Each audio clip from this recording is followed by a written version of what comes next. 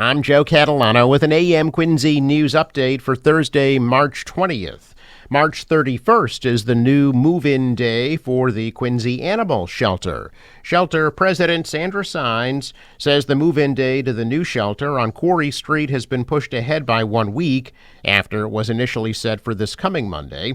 The $28 million shelter is across from the Quincy Dog Park. It will be home to the Volunteer Animal Shelter, the Quincy Animal Control Officers, and the Quincy Police Canine Unit.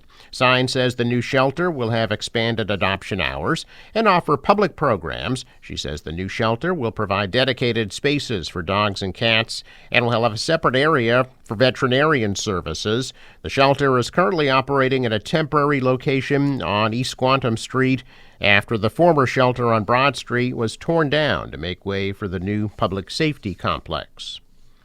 City of Quincy has completed a 7-year study of the open space plan in the city and will be submitting it to the state for approval.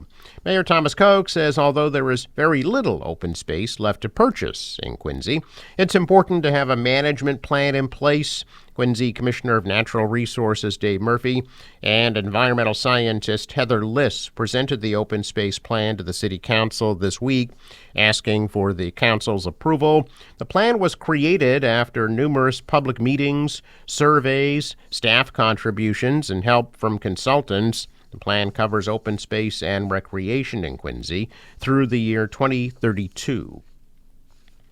A Washington, D.C.-based group of fast casual Mediterranean restaurants is looking to expand even further into the greater Boston area, with another one proposed for a location just off of Route 3 in Braintree. Cava Meze Grill is hoping to open a new outlet in Braintree, moving into the site on Union Street that had once been home to a Motel 6. The plans are in their very early stages, as the company has signed a letter of intent for the dining spot to be part of redevelopment plans for that site, so a number of steps need to be taken before it can become a reality. Cava is also planning to open a location at the former La Paloma Mexican restaurant on Newport Avenue in North Quincy. Cava Meze Grill has opened a number of locations locally over the past few years, including ones in Boston, Cambridge, Dedham, Framingham, Hanover, Hingham, and Mansfield, along with a brand new one in Chelmsford. Its first Boston area location debuted in the Fenway section in early 2018. Mass General Brigham says it will invest $400 million on cancer care, not long after announcing layoffs that impacted hundreds of workers in Massachusetts. Plans call for extensive renovations of some floors at Brigham and Women's Hospital buildings in Longwood and Jamaica Plain to create a state-of-the-art outpatient clinical space for Mass General Brigham Cancer. Company also says it will recruit top oncologists and invest in key staff roles as part of its efforts. The work's expected to be done before Mass General Brigham's current cancer care partnership with Dana-Farber ends in the fall of 2028. The hospital system unveiled its plans to create Mass General Brigham Cancer last fall. In 2023, there was a major shakeup in the Boston hospital community when Dana-Farber revealed plans to end its decades-long relationship with the Brigham and said it would build a new cancer hospital with Beth Israel Deaconess Medical Center. President and CEO Ann Klebansky said in a letter that Mass General Brigham is facing a period of challenging but pivotal change. Mass General Brigham employs over 80,000 people in Massachusetts, but is facing a $250 million budget gap. Klebansky previously said the layoffs would be focused on non-clinical and non-patient-facing roles. The layoffs are expected to be finished by the end of the month. Michael Proctor has been fired by the Massachusetts State Police for his actions in the Karen Read investigation. Proctor faced a state police trial board over allegations of misconduct while working as the lead investigator in the Karen Read case. Colonel Jeffrey Noble announced the decision to accept the trial board's recommendation yesterday. Proctor, a veteran state trooper, was relieved of duty just hours after Reed's first trial ended with a hung jury last July. He was suspended without pay weeks later.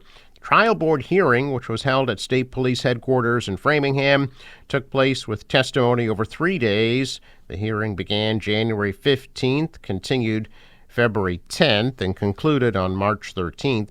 Trial board found Proctor guilty of 2 charges: unsatisfactory performance and violating policy on alcoholic beverages. Part of the reason for Proctor's initial suspension was the revelation of text messages he sent on his personal cell phone to friends, family, and colleagues about Reed. Noble ruled that Proctor sent derogatory, defamatory, disparaging, and or otherwise inappropriate text messages about a suspect in that investigation to other individuals. Noble also determined that Proctor provided sensitive and or potential investigative steps in the investigation to non-law enforcement personnel. In his ruling, Noble says Proctor consumed alcoholic beverages while eating dinner on duty and then proceeded to operate his department-issued cruiser. Massachusetts Port Authority and rideshare companies Lyft and Uber agreed yesterday on new passenger fees for rides, as well as other terms. Both Uber and Lyft agreed to raise their one-time per-trip fee to Logan Airport from $3.25 to $5.50. The fee will go into effect beginning July 1st. The rideshare companies will also work with Massport separately to implement a shuttle service at Logan Airport, which will offer a cheaper ride to certain destinations. A shared version of a ride will also become available from each company, which will allow passengers to share a ride with others leaving the airport. A $1.50 fee will be implemented per shared ride for both Uber and Lyft. Both companies also agreed to extend the time window between dropping off and picking up passengers at the airport, giving them a better chance of picking up a new fare. Massport plans to vote on the agreement during a monthly board meeting today.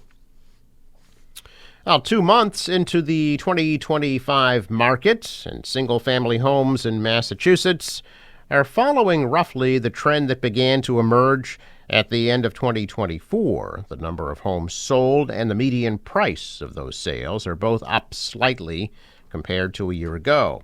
In the latest checkup, the Warren Group says there were over 2,100 single-family homes sold last month, a 4.2% increase over the 2,500 transactions in February of 2024.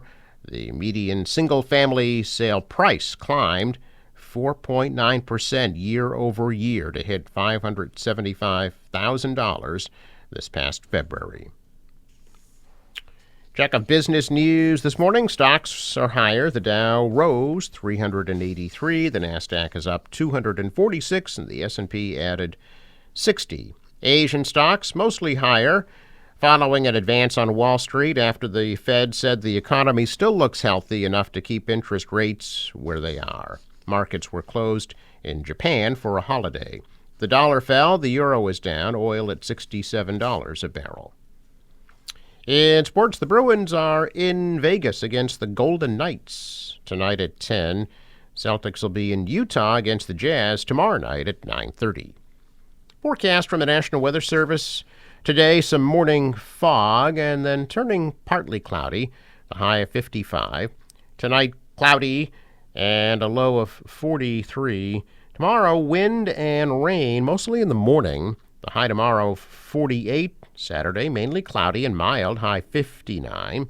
Sunday, mostly sunny and cooler, the high 46.